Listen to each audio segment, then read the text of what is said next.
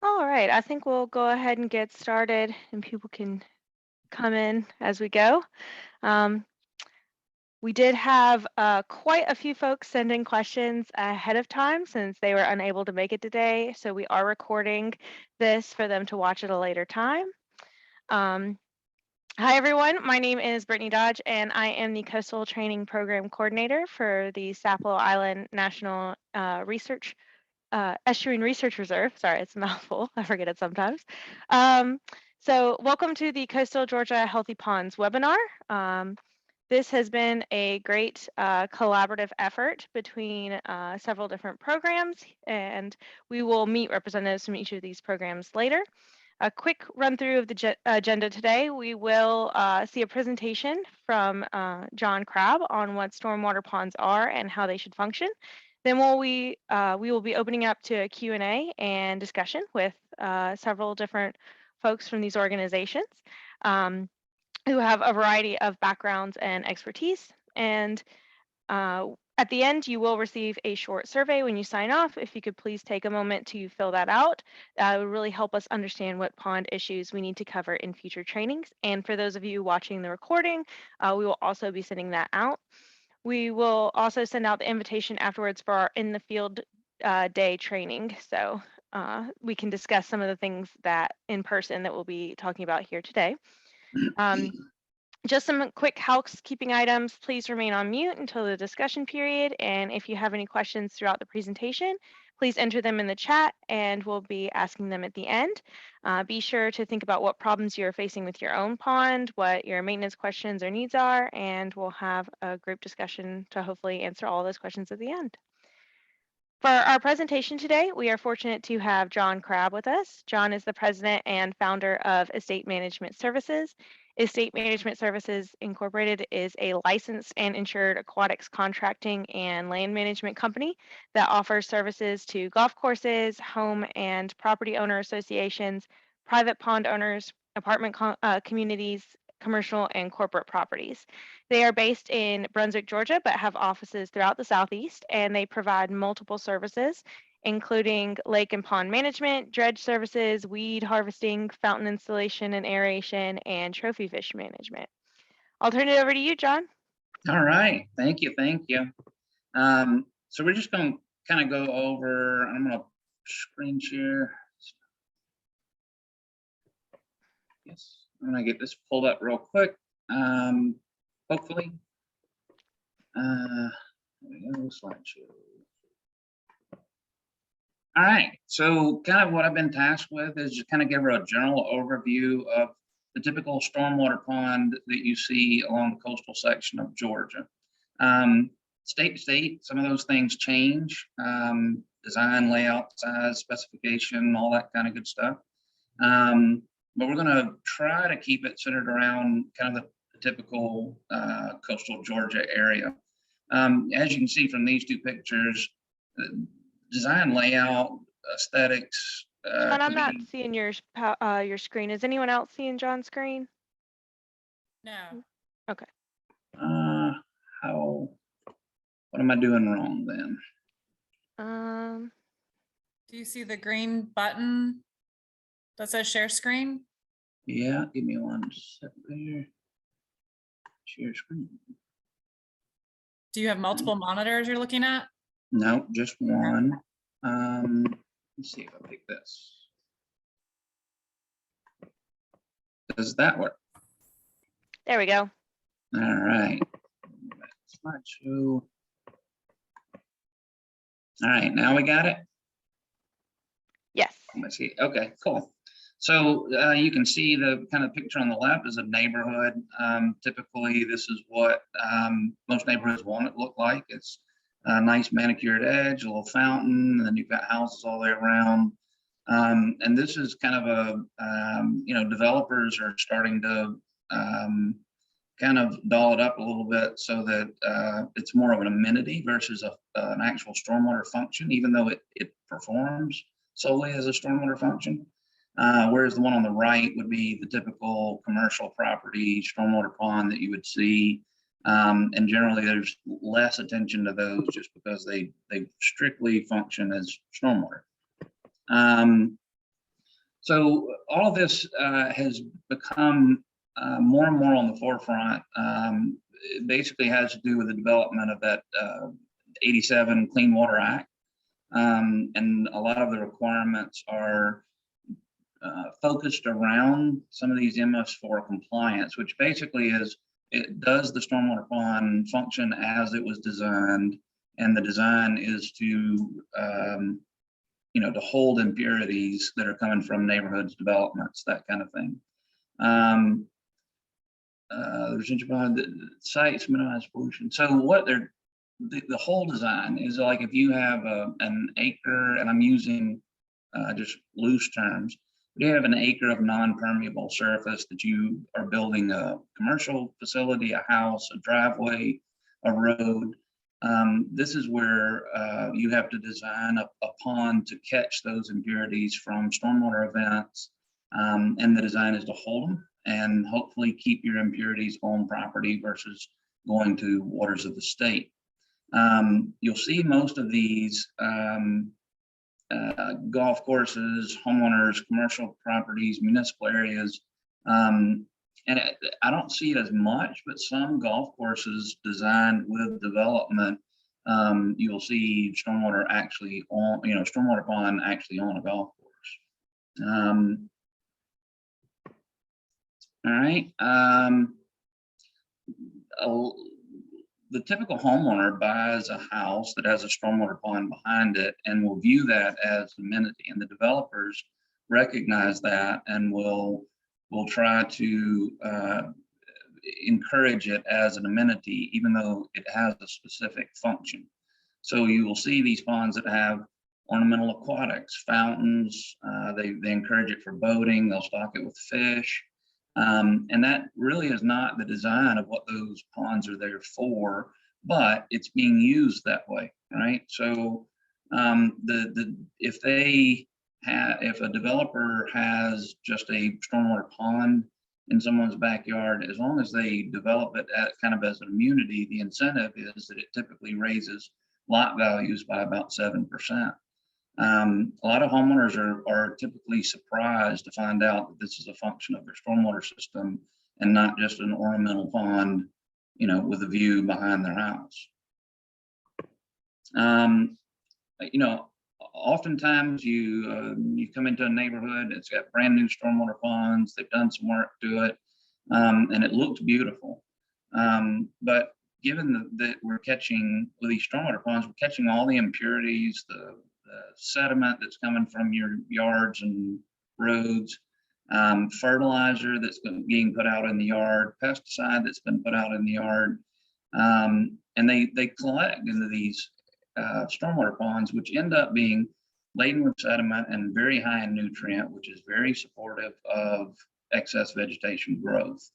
And so to see these that are unmaintained, it's not like a natural pond or lake that would somewhat maintain itself. This is a kind of a hyper environment for nutrient and sediment. So they tend to be a lot more maintenance intensive than just a general lake or pond somewhere. Now the regulatory requirements these days, they're all different state to state, even county to county, city to city. They're looking at health for, people, pet, water quality, which is sometimes surprising to these new homeowners, not realizing that there are some of these requirements in place. A relatively common process for permitting is to link all of these neighborhoods together. So if you have a neighborhood or a commercial facility, and then your neighbor builds one just like it next to you, it's very common to route some of their stormwater back through you, which creates kind of a chain or a link effect. So even though your ponds may be healthy and in good shape, you could be getting some issues from adjoining neighborhoods, and that we're seeing some of these links in what were lower development areas that are now very high development areas. These links or chains are going a long ways, and so this is why kind of the civil duty of HOAs or commercial facilities kind of fall into play, because it's not just your problem. It can be somebody else's problem. As long as your system functions the way it should and is designed, then typically you're not going to be the cause of the problem. It's these neighborhoods that don't do it, or golf courses or commercial facilities, is where we're kind of seeing some of these things, which nowadays is bringing up kind of some civil arguments. Is like, well, yes, we have a sediment problem, but that sediment did not come from us. It came from an adjoining property. And it's causing a little bit of argument, but you know, with time, I think that a lot of that will get figured out, and awareness. I mean, once groups are aware that their pond is supposed to maintain design, function, and quality, then the net system gets better. Right now, there's not a lot of places that basically have stormwater police. It's getting stronger and stronger, but and then it's the kind of what we are seeing is variances in what defining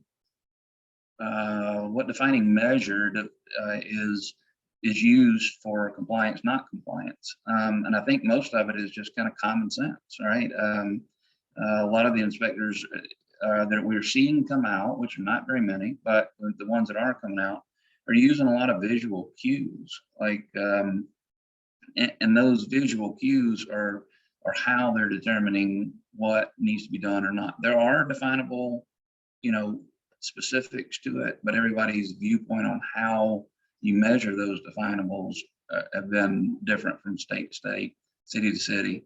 As an example, a lot of the things in and around Atlanta are viewed, those measurables are viewed completely different, even in a metro area that you would consider Atlanta. And then a lot of the technology is advancing on how to measure some of these things in an affordable way. Kind of what we have seen is what to be considered non-compliance, and these are general sets of guidelines that are widely debated, right?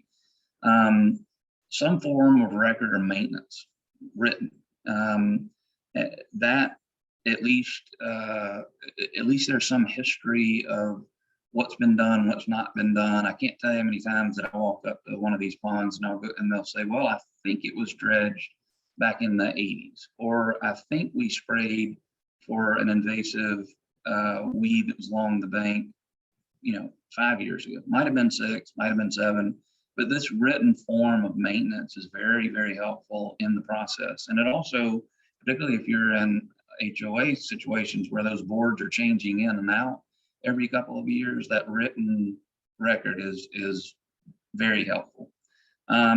You know, visual deficiencies. Are there trees growing on the pond bank?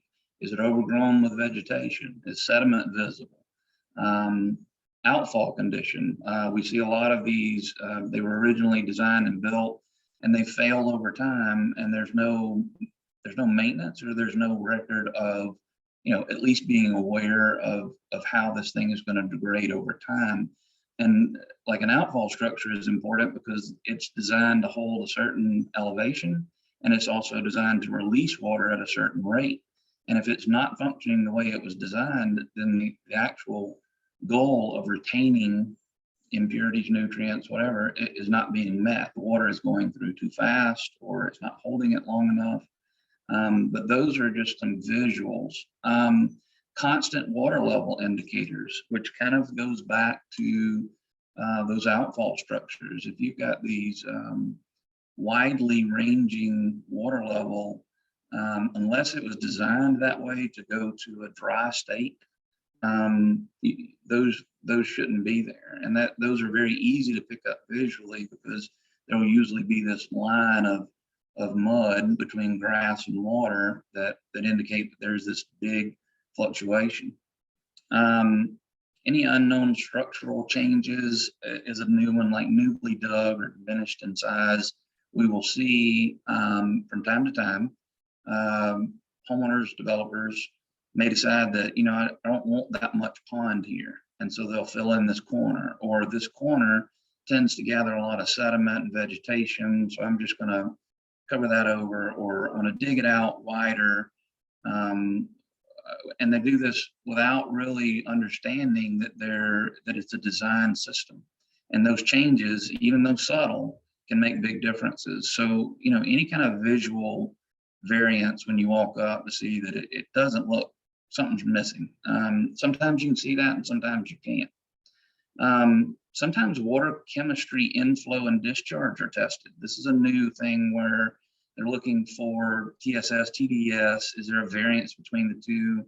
There's an allowable variance, generally put into percentiles. That's somewhat new and a little bit controversial. Did you do it during a rain event? Was it not? What are the flow requirements? I think that's still getting worked out, and those tests are typically not quick or in situ or cheap. So it's just a different way of looking at it. Ultimately, the TSS, TDS variance can be, you can kind of point it back to what was the cause of it, right? Is there's too much vegetation and it's not flowing well enough, or there's not any vegetation and some of those water qualities are off. Even on like sediment, like if it was designed to hold a gallon and now it holds 3 quarts, it's going to change those measurements on the inflow and discharge. So it's there again, one other way of kind of looking at what is a good measurable for in compliance or out. You know, what can you do kind of as a stormwater pond owner? One, you can get into contact with a licensed contractor and either have them guide you through the process or do it for you. Be real familiar with kind of the local trending regulation requirements and enforcement. Programs like this are designed to educate, and also from both sides, right? And to see what can be done. The net goal for everybody is just to improve that environment and make our public water cleaner. Look for obvious changes and deficiencies, structures, water color changes, trash accumulation, overgrowth. Any of these exist, kind of work towards a solution, but you need a group or a committee or a contractor that has some good foundation of what to look for, and then to monitor those things and document that monitoring process so that you can notice it. I mean, the most helpful thing that I've seen is an annual picture that's just put on file. And here's the variance between what it looked like last year and this year. And even somebody that is taking a picture that's different than the first time, those changes are noticeable. And that's really what you're doing is if you were kind of self-managing, is making sure that you see when those changes occur. Proactive effects on this could be, and I'm not saying it is, but some of the things that we see to get to water chemistry is aeration, bathymetry surveys, which are basically surveys of the sediment or the bottom of your pond about every 5 years. Annual inspections by either a licensed inspector or a committee of homeowners that are kind of designed to have the oversight and has the base knowledge to kind of do it. It does not have to be done with a contractor. Most of the time, if you've kind of got the 5, 6 bullet points that you're looking for and you're documenting it, you might not be able to fix the problem, but at least you've identified it far enough in advance that you can start making plans for it. I see a lot of homeowner committees that have quarterly outfall cleanouts where, 4 or 5 of them get together and go around and just clean out the outfall just so it flows the way it's supposed to. And then taking those pictures, getting into water quality testing. We're seeing a lot more of that these days. We work with a neighborhood up in Virginia right now that just put in automated water chemistry so they can graph and chart everything, including nutrient levels, which I thought was pretty cool. But that's, taking those steps is really the key in the whole process, particularly if you are going to be kind of self-managed. The ultimate end game is just kind of awareness and compliance. but knowing what those compliance measures are and having kind of a universal fit of how to measure them is what we've seen has been the most successful. Along the coastal section of Georgia, that's some of the most critical habitat around. I mean, you could argue that because I live here, but I think that is kind of our civic responsibility. And I live in a neighborhood with stormwater ponds in it to do our part. And that's kind of what this is really all about. So I guess I'm going to kick it back to you, Brittany, and see if there's questions, or who should I go to? Yep, I'll take it. Well, thank you, John. That was a great presentation. Before we kind of get into the group discussion and Q&A, we have several people here that I'd like to introduce themselves. James, do you want to go ahead and start? Yeah, sure. Kind of popcorn around. All right. My name is James Moore. I am Stormwater Specialist for the Georgia Association of Water Professionals, and we are headquartered in Metro Atlanta, but we service the entire sort of water, wastewater, and stormwater community in Georgia. Prior to coming here, I was a stormwater manager for the city of Griffin, Georgia. So I've had my fair share of experience in dealing with problematic ponds. So am I handing off from here, Brittany, or are you gonna? If you want to pick, I'll go ahead. Kelly, Okay. if you want to go next. Sure. Hi, I'm Kelly Hill. I work at Georgia DNR, the Coastal Resources Division for our state's coastal management program. I serve as our green growth specialist, so focus on education and training and technical assistance on sustainable development and stormwater management. Okay, Jess, do you want to go next? Sure. Good afternoon, Jess Brown. I work with the University of Georgia Marine Extension, Georgia Sea Grant. I am based out of our Brunswick office. We are part of the public service and outreach arm of the University of Georgia's mission. And as a water resources engineer, my role directly connects to helping our coastal communities solve problems related to stormwater management. So a fair amount of technical assistance and working with a lot of those familiar faces on the screen, and happen to do quite a bit more in the green infrastructure stormwater realm. Thanks, Brittany. Erin, do you want to go?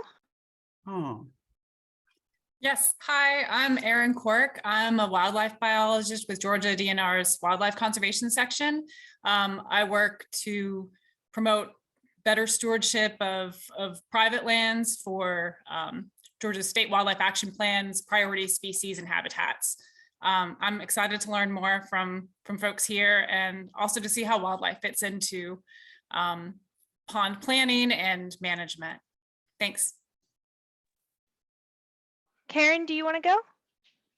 sure. Hi, I'm Karen Giovango. I'm also, as with Jess, with UGA Marine Extension and Georgia Sea Grant, and I'm the program manager of our Ecoscape Sustainable Land Use Program. An application relative to the discussion today, I deal with applications of native vegetation and different type of applications, whether it's green infrastructure, stormwater, whether it's restoration, whether it's wildlife habitat, whether it's resilient landscapes in the coast, etc. So I'm happy to be here. Thank you. And Shannon? I'm Shannon Winsness. I'm with the DNR EPD. I'm the plan reviewer for all the construction activities, basically south of the fall line. And I do all the state water determinations, and in most cases when we're doing enforcement. And Alice?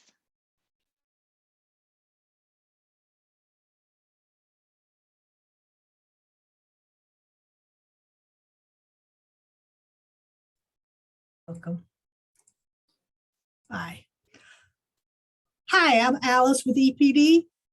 I'm sorry, I was doing a little double duty there. Had a complaint call come in during my seminar. I'm the erosion and sedimentation specialist for the coastal district, and people call me when the vegetation along the ponds gets messed up. So that's how I got involved in this project. And if anyone else wants to come off mic and introduce themselves, you're more than welcome to now.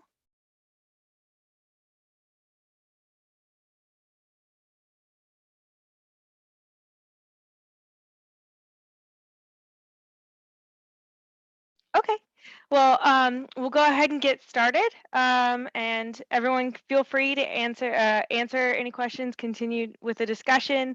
Some of these are just very general, so not directed at any one person. But the first question we have was emailed to us by a person who could not attend but will be watching the recording. And you may have answered some of these questions already, but I just want to go over them. So is it okay to use stormwater ponds for swimming and kayaking is the first question.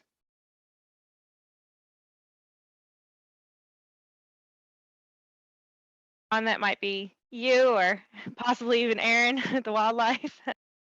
Yeah, I mean, from our viewpoint, as a contractor, the swimming, personally, I would not allow swimming in the stormwater ponds just because occasionally you have a contaminant that was unintentionally introduced, and they're not an environment that are designed to self-heal. So I would say no to the swimming. The kayaking, it's kind of in that same realm, but I see both all the time. I guess if I could rank it as a 1-2, swimming would be the least thing that I would do, and then the kayaking, at your own risk, I guess.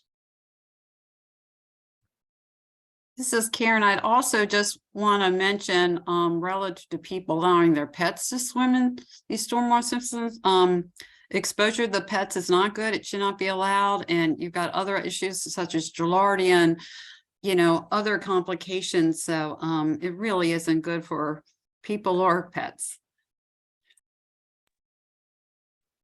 Yeah, I know having dealt with alligators and pets is never a fun topic. So yeah, don't let your pets swim in the ponds.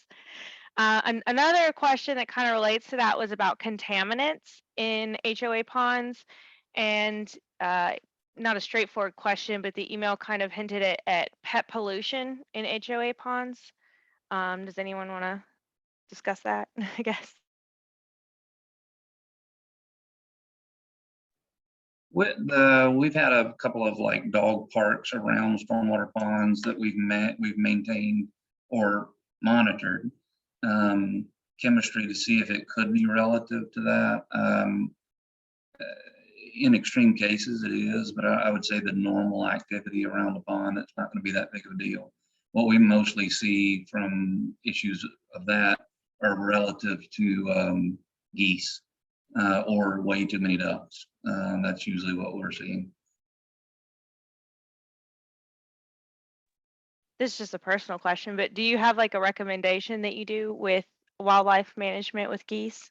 Or is that kind of up to each HOA or pond owner? We will have a recommendation. It's based on size, so it typically is different. 1 or 2 is not that big of a deal, but that's not ever what you see. It's either 1 or 2 or 200. And that's usually the problem, particularly if you start feeding, then that's an issue. Some of the other contaminants that we typically see in a homeowner pond is paint rinse out,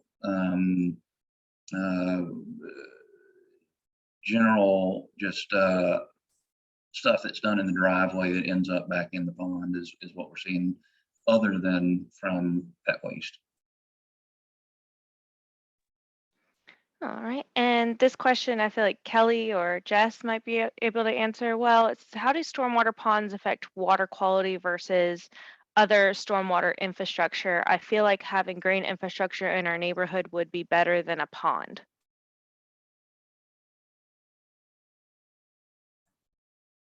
I can start, and then Jess or James, if you want to chime in, y'all have a lot of knowledge on the subject area, but I think it's really, green infrastructure is so site specific that it would really just depend on what your neighborhood constraints might be, what the water table looks like, what soils you have there, to determine if you could put any green infrastructure in. And it's also just depending on how much volume of runoff you need to handle.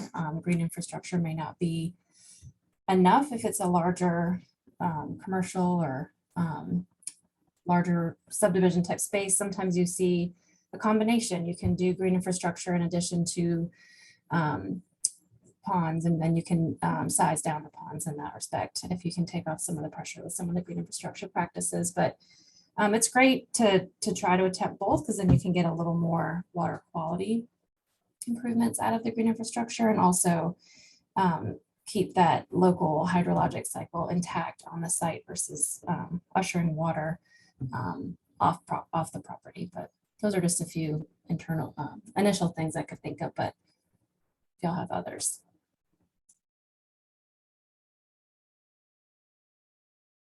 Yeah, I would just jump in agreement.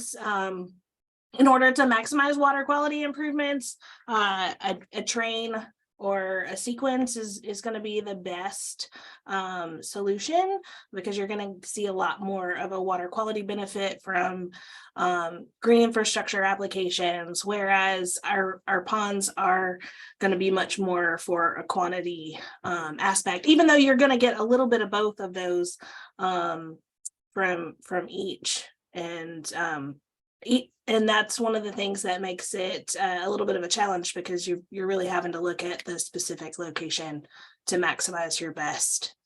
And then one of the things that John had touched on earlier too, thinking about whether it's new development versus a retrofit situation. So if you already have an existing pond, sometimes adding green infrastructure gets a little bit more complicated than if you have a brand new development. If I can just, sort of piggyback on what but Jess and Kelly had to say, ponds aren't going anywhere. I mean, we can't green infrastructure our way out of ponds, because the ponds predate green infrastructure, because engineers were interested in reducing flooding before they were concerned about water quality. And most green infrastructure practices just cannot handle a 100-year storm event. And so we're always going to need ponds.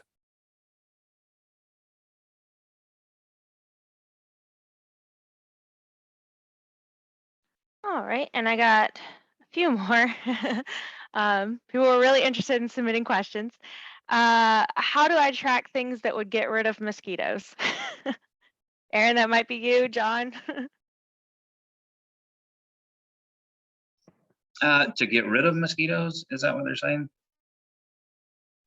Yeah, it just said, how do I track things that would get rid of mosquitoes? Nothing else. Yeah. Gambusia minnows are I guess the most common biological form. Shell cracker for midge control is what we've used from time to time.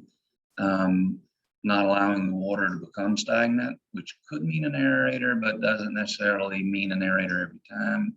And then just good overall maintenance of the vegetation, and not allowing a bioaccumulation of vegetation around the edge is the typical, biological controls that we were seeing. So I do have a perspective on this, but it doesn't really fall in line with what your kind of stormwater management pond design is, I guess, because I saw that you list living organisms and wildlife activity as, deficiencies in your system. So when I talk to people about just pond management, typically there are other types of wildlife that will help reduce mosquitoes so that they're a more manageable level. But then small ponds, I usually use those mosquito dunks that kill off mosquito larvae and some fly larvae before they can turn into flies. So they really aren't hurting things like dragonflies and stuff like that. I don't know how that would fit into the typical stormwater pond design. More stormwater wetlands. Do you do any stormwater wetland installation anymore? Usually not in a HOA environment. A lot of those are more commercial. We are seeing a lot of that, and they're pretty creative. I mean, they look nice. Right. Okay. Thanks. So I got one that says, is all algae bad for the pond? If not, how can I tell if it's good algae or bad algae? There are some ugly players out there, but they're that kind of the algae is a kind of a form of nutrient reduction in itself, as long as it's in a managed level. We're trying to, and from our side, trying to discourage a lot of the fertilizers that are used to try to encourage some of these microscopic algae. And we've run across a few here lately that the algae themselves can be pretty toxic. I personally like a little bit of growth, as long as it's one of the safer, manageable algae types. You know, a little bit of Spiragyra around the edge is great, but a little bit of Limbia around the edge is not. I mean, there's just one is manageable and one is not manageable. And so given that these environments aren't meant to self-heal from contaminants, should wildlife be deterred from these kind of ponds?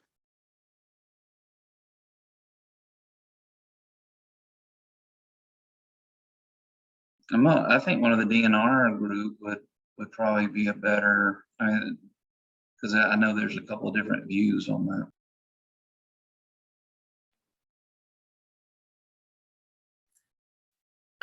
I think some of the ponds that we're seeing the pictures of, the ponds with the mowed, turf grass all the way to the edges, I think probably you should, it's probably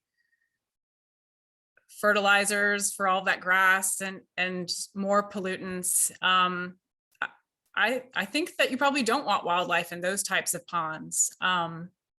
But if you were to try, and it's kind of they would call it a ecological trap, where you put a feature out there on the landscape, probably in the middle of a place where good habitat used to exist, as we keep developing these, kind of wetland areas. And then you put a pond there. So it's all leading wildlife to it, but then they're not actually going to support recruitment, reproduction, and things like that in the wetland. And it sounds like they're not desired. So some of those ponds, I think you should try to deter them. And you're doing so just by mowing edges, mowing the grass and planting that grass there, instead of having the native, diverse vegetation that would normally be there. That would also help to buffer pollutants, filter some of that, and prevent erosion and sedimentation. But if you had one that was a more ecologically designed pond, then I think that would welcome wildlife. But there's just so many different kinds of stormwater ponds out there. That's my answer. And to kind of piggyback on what you said, I think it also depends on where it's located too. I mean, typically in HOAs and things like that, they don't want a lot of wildlife because, even though it's not always bad, but they don't want a lot of wildlife versus like a golf course and different areas like that. They really, that's part of the attract-in is the beauty, and it helps make it a very appealing place to play golf. So it really, like Karen said and John said, depending on what you want, is very varied. Well, everything is place specific, I guess. Yeah, could I add a little bit to that? Go ahead.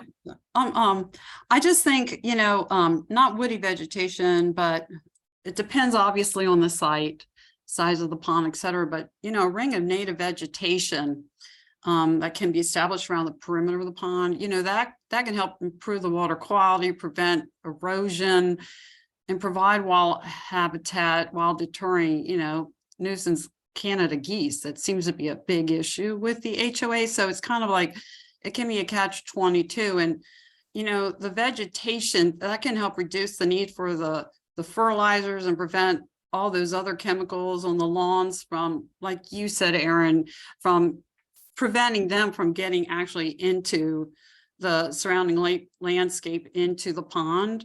And when you have those fewer nutrients in the pond, you're reducing that potential for the algal blooms too. So, and the diversity of the plants that you might plan around there, that can provide habitat for a variety of different wildlife that can actually keep those mosquito populations in check. So there is a catch-22, and I think that it really depends on the location and aesthetics and concerns of the HOAs or locations, et cetera. But I think there are some opportunities to provide those native wildlife habitats and benefit from what it can help accomplish with the pond management. Well, and Karen, to kind of add to it, I love the way that looks, and that typically is the way what I'm after. But what I do want anybody that makes that decision to go in that direction to realize that the maintenance is still there, right? So in order to really reduce algae from native plantings is you need to harvest those plants, not harvest, but you need to take off the biomass that accumulates during the wintertime, which is how you're going to export the nutrients in the first place. So the real benefit, there has to be some maintenance associated with those areas to get the true benefit. When you first put them in, there's a big change. 3, 4, 5 years down the road, just be willing to do the maintenance associated with it to get the true benefit out of those plantings. Can I jump in there and say something about maintenance real quick? Since maintenance seems to be the thing that people become aware of these ponds when there's a maintenance failure and there's some sort of nuisance environment is created. One of the big failure points for these kinds of structures happens before the structure's ever built.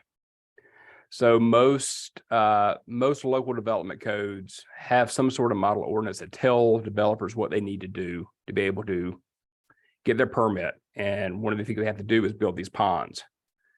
And these model ordinances lay out in pretty specific terms what these developers and their design engineers have to do to be able to meet these requirements. And one of these requirements is to have some sort of maintenance plan thought out and articulated and documented before the permit's ever issued. Unfortunately, that often doesn't happen. And the result of that is a lot of the sort of requirements that are necessary to keep this pond going, the maintenance isn't attended to until you're in a reactive situation, and you've really kind of limited yourself at that point. And case in point, we've had subdivisions up in this area where we've had ponds designed, and then there was no maintenance easement, or there was a maintenance easement, but you couldn't actually physically get equipment back to the pond to do the maintenance.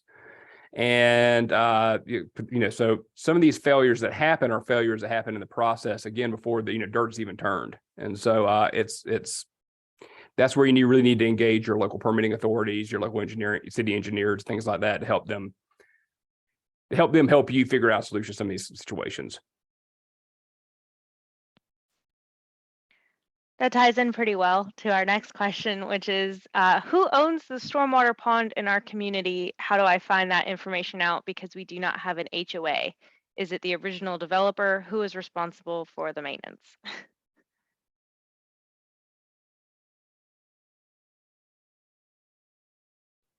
It depends. How's that for an answer?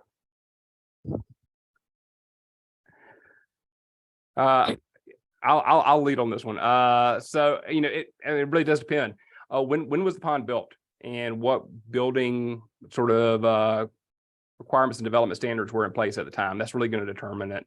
Things that have been built more recently, there should be. You can go to the local tax office, go on Q Public, look online. You can determine what these parcels are assigned to, where these ponds are at.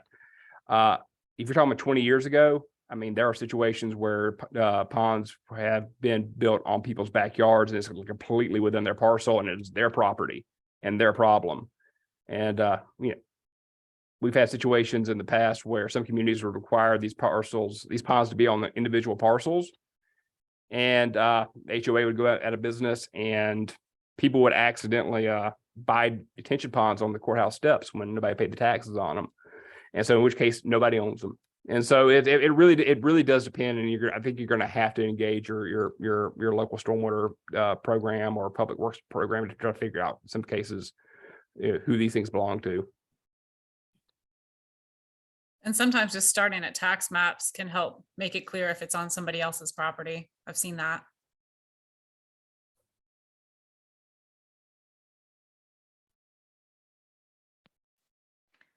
Next question is kind of related to that. It says, I'm on the board of our HOA and we have several ponds. I want to plan ahead and prepare financially for some of the larger maintenance action required. What steps should I take?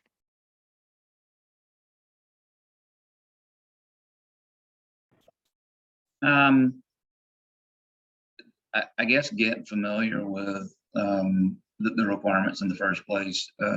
Contractors, of course, will know that, or even the extensions, some of the University of Georgia stuff, some of the DNR stuff. There's lots of good information out there to establish what the need is, and then the cost is either raw material cost or a contract. And I think one thing that I've seen work pretty well in South Carolina was discussing with HOAs about establishing funding in their the community fees for regular maintenance. Make sure that they have some type of reserve fund for larger expenses that occur because of the stormwater ponds. And those costs range widely, right? Like you pick a neighborhood more inland versus one that's more coastal. Those maintenance costs, even though they basically are the general same terms and needs and requirements, are different because of the neighborhood itself. They want to be more proactive and they want to have a certain look. And that's why those costs range. I mean, from what we see, 500 to 5,000 per acre per year. Could be how wide those ranges are, mostly based on local preference. This is Shannon with EPD. Another issue that they're not really bringing up, no one's really bringing up, is when you create a stormwater pond and there's a defined connection off of that pond onto other people's property, or if you have multiple owners that own that pond, then that water body becomes a water of the state. And it is subject to buffer requirements and buffer variances to get in there and work in that buffer. So people don't realize they have created a state waters that's not, just because it's in their backyard doesn't mean it's theirs, it's the public's. So they may have to go through more permitting and buffer variances to get in there and to do work on it. Now it's different for the coast. So if CRD actually takes jurisdiction of that pond and produces a jurisdictional line, there's an exemption in the law for doing maintenance to ponds. But if they don't, or it's not a CRD jurisdictional water body, then there is no maintenance exemption in the rules to work in the buffer area around the pond. There is an exemption to do the outflow structure or any of those structures that are on the pond for both freshwater, or for both areas that are under CRD's jurisdiction and not. But so there is maintenance to the outflow structure and stuff is something that's exempt, but maintenance around that pond in the neighborhood may be subject to buffer variances.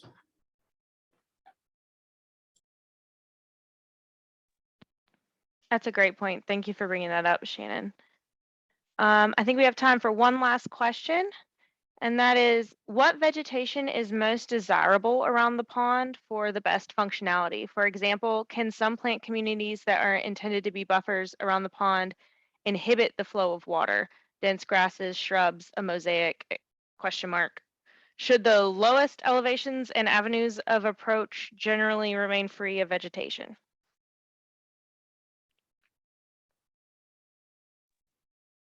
Kelly, you want to start that one? I mean, to me, the tight can be what some people like the look of, and others don't.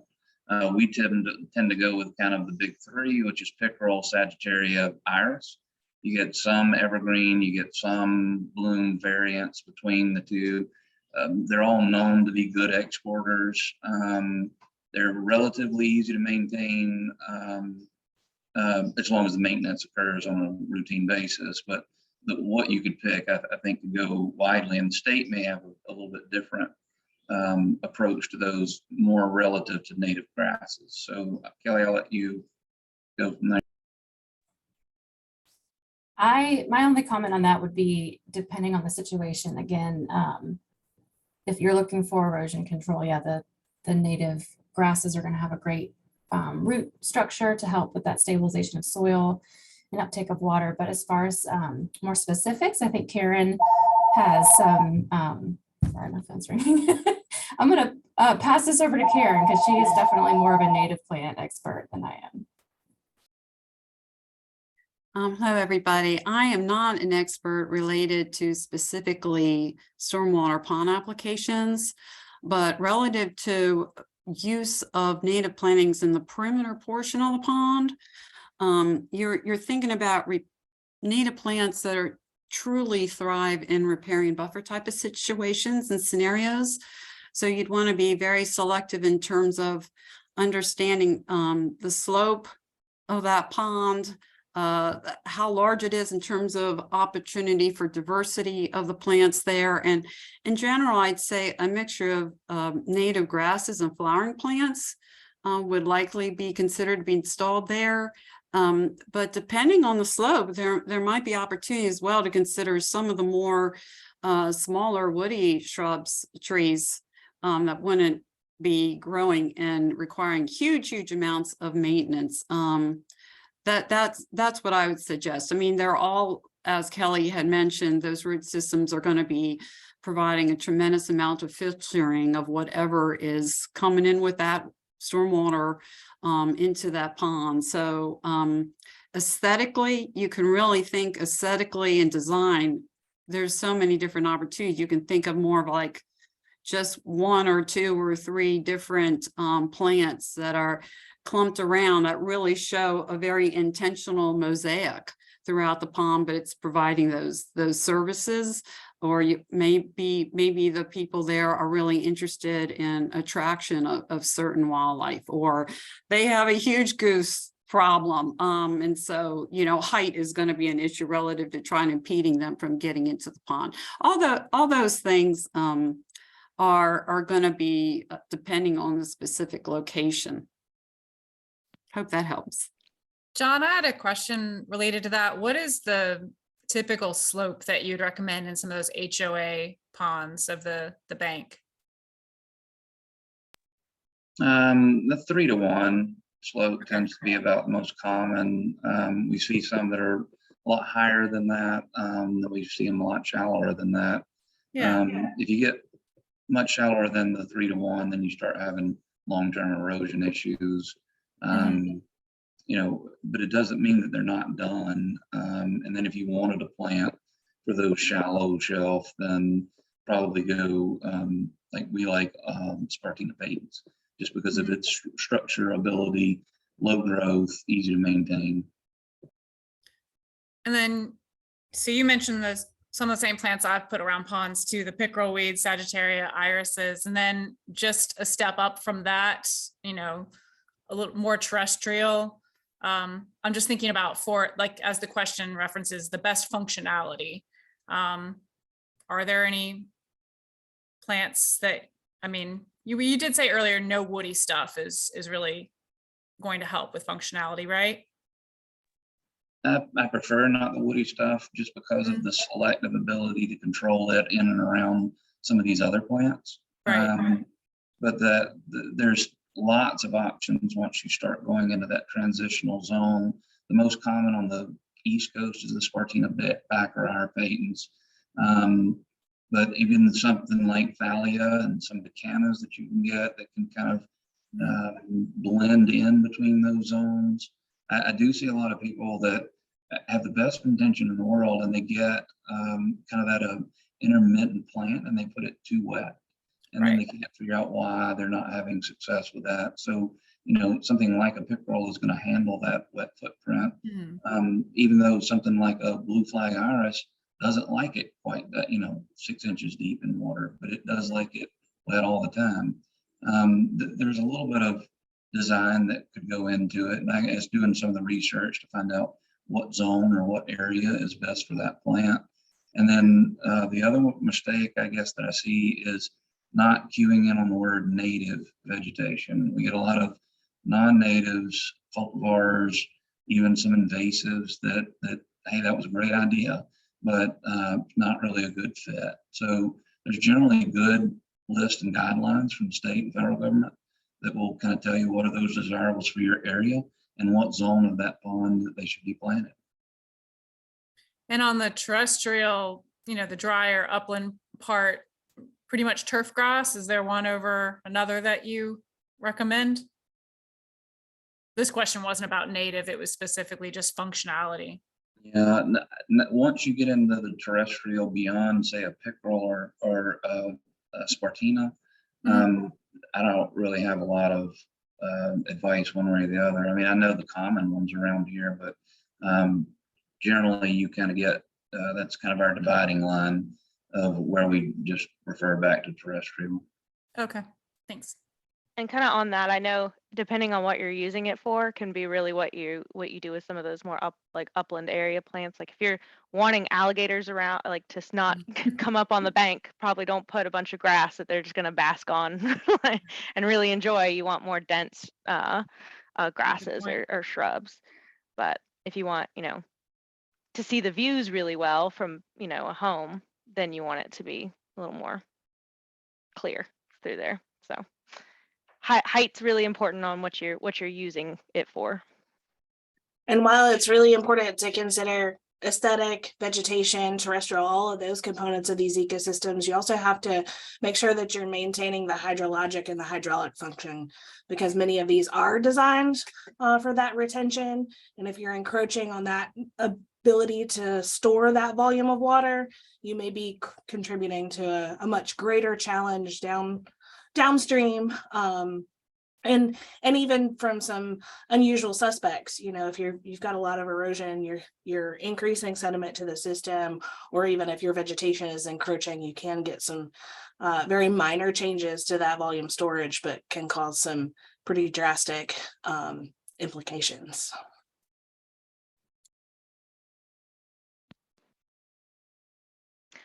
Well, thank you, everyone.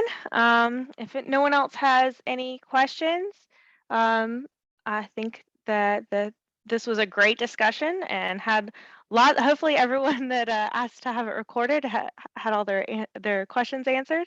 We had quite a lot. So thank you guys for chipping in and answering everything. And if there's any other discussion questions, you can come off mute now.